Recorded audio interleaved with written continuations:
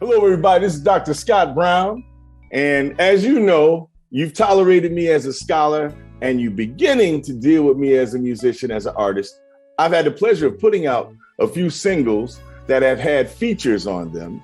The first one I put out actually had Mr. Ric, who's a vocalist, and Marcel, who's a vocalist and guitarist on it, that original song, Last Man.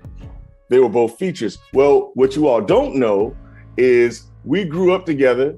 We've been playing in bands since we were 15, and we have a new single coming out by Mr. Ric.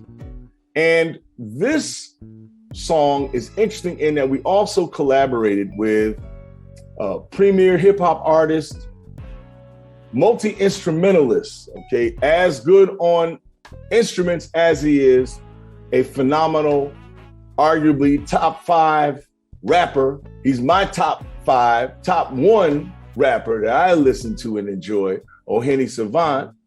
And so this is an interesting journey. What we want to do is share how this song called Soulful by Mr. Ric came into being. So Ohene Savant, if you don't mind sharing with us just the whole process of you dealing with the instrumentation, because the instrumentation was actually the beginning step.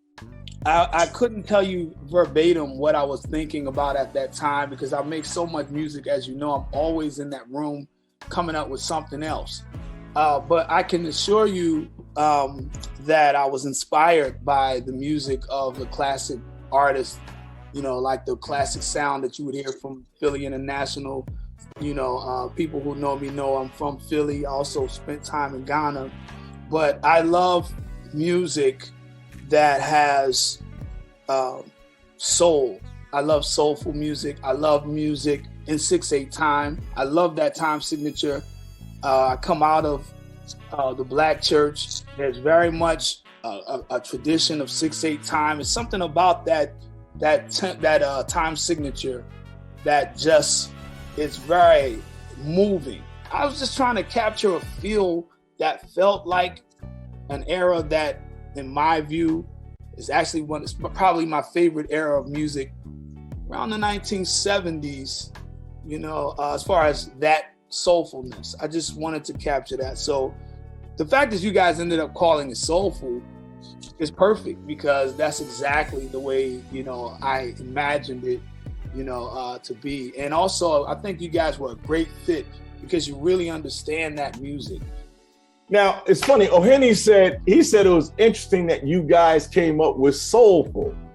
But actually, when Ohene Savant sent me the track, I said, well, who is the guy that I know that writes some of the baddest hooks and sings some of the baddest hooks in the game?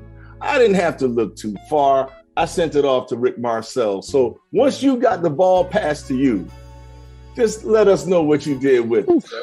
Man, I was so impressed with the feel of the track because it took me right into the zone of Philly. And I have been spending the last couple years prior to Kool and the Gang working with Stephanie Mills. And most of all of our shows with the OJs and the Whispers. And then, so when I heard the track, I was immediately just blown away by the track itself. I was like, wow, this cat, that signature time on there just blew my mind. You know, it had a feeling that I liked and that I could identify with. It took me back to the days of If You Don't Know Me By Now by Harold Melvin. You know, that kind of vibe, you know, that was happening on there.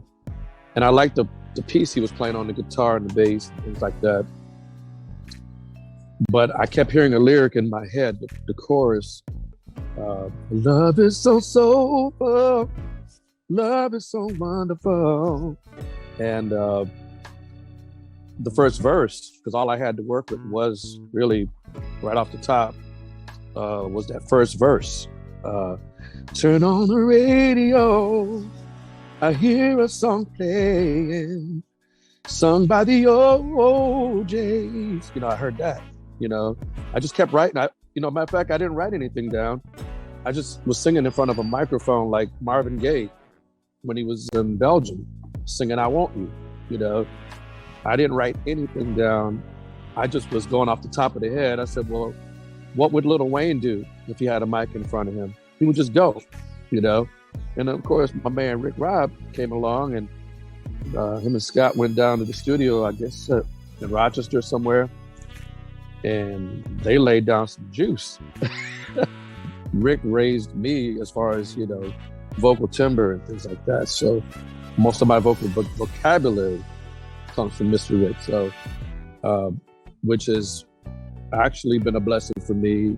Let me just say that if that song would have just been the music, the hook, and the verse that Rick Marcel wrote, it still would have been great.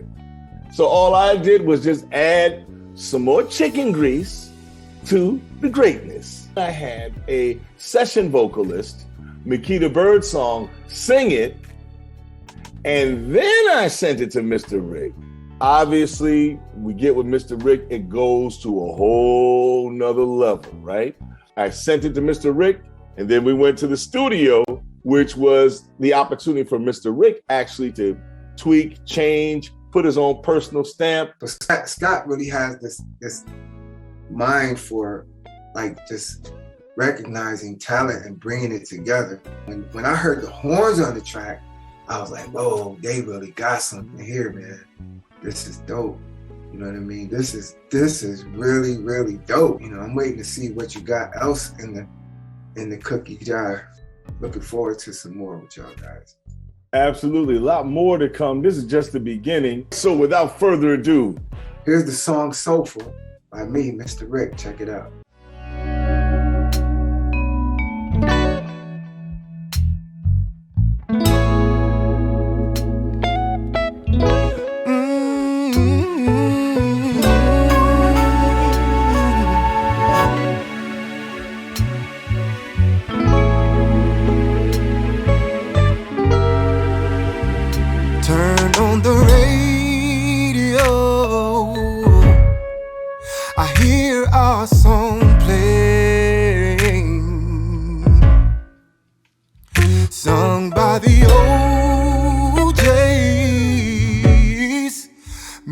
Think about you and me and this love song. So soulful. I love it so wonderful. Kind of love that makes you wanna jump and turn on your favorite sing like we used to sing. So soulful. I just wanna break out the albums and chill with you, nice and cozy like back when we were watching Stevie on Soul Train, taking us back, playing the tracks of our love, our love.